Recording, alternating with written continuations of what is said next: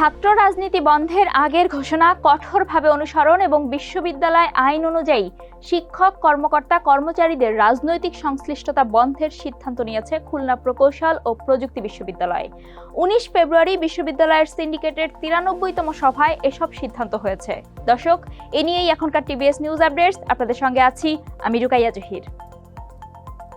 সভায় কুয়েটে সংঘর্ষের ঘটনায় প্রকৃত দোষী শিক্ষার্থীদের খুঁজে বের করা সহ পূর্ণাঙ্গ তদন্তের জন্য ৪ সদস্যের একটি কমিটি গঠন সহ মোট ৫টি সিদ্ধান্ত নেওয়া হয়েছে, যেখানে ৩ কার্যদিবসের মধ্যে তদন্ত রিপোর্ট দাখিলের কথা বলা হয়। এদিকে হামলায় জড়িত বহিরাগতদের বিরুদ্ধে বিশ্ববিদ্যালয় প্রশাসন মামলা সহ প্রয়োজনীয় ব্যবস্থা গ্রহণ করবে এবং একই সঙ্গে সরাসরি জড়িত শিক্ষার্থীদের বিশ্ববিদ্যালয় থেকে সাময়িক বহিষ্কার করার সিদ্ধান্তও নেওয়া হয়। এছাড়াও রাজনীতির সাথে জড়িত শিক্ষার্থীদের ক্ষেত্রেও তদন্ত সাপেক্ষে আজীবন বহিষ্কার ও ছাত্রত্ব বাতিলেও তাগিদ দেওয়া হয়। সিন্ডিকেটের সভায় সহিংসতার ঘটনায় শিক্ষার্থীদের নিরাপত্তা নিশ্চিতে আগামী ২৮ ফেব্রুয়ারি পর্যন্ত কুয়েটে সব রকম একাডেমিক কার্যক্রম বন্ধ থাকবে। এছাড়াও হামলায় আহত সকল শিক্ষার্থীদের চিকিৎসা ব্যয়ভার বিশ্ববিদ্যালয় কর্তৃপক্ষ বহন করার বিষয়েও সিদ্ধান্ত হয়।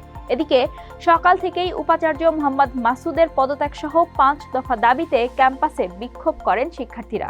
এক পর্যায়ে দুপুর ১:৩০টার দিকে শিক্ষার্থীরা মিছিল নিয়ে বিভিন্ন ভবনের প্রধান ফটকে তালা ঝুলিয়ে দেন। ১৮ ফেব্রুয়ারি দুপুর থেকে বিকেল পর্যন্ত ক্যাম্পাসে দফায় দফায় সংঘর্ষ ও পাল্টাপাল্টি ধাওয়া চলে। ছাত্র রাজনীতি বন্ধের দাবিকে কেন্দ্র করে ছাত্রদল ও বৈষম্য বিরোধী ছাত্র আন্দোলনের নেতাকর্মীদের মধ্যে এই সহিংসতায় শতাধিক শিক্ষার্থী আহত হন। এরপর থেকেই থমথমে পরিস্থিতি বিরাজ করছে কুয়েট ক্যাম্পাসে। অপ্রীতিকর ঘটনা এড়াতে আইন শৃঙ্খলা রক্ষা বাহিনী সতর্ক অবস্থানে রয়েছে। দর্শক, এ ছিল এখনকার টিবিএস নিউজ আপডেটস। সাম্প্রতিক ঘটনাবলী সম্পর্কে আপডেটেড থাকতে চোখ রাখুন টিবিএস-এই।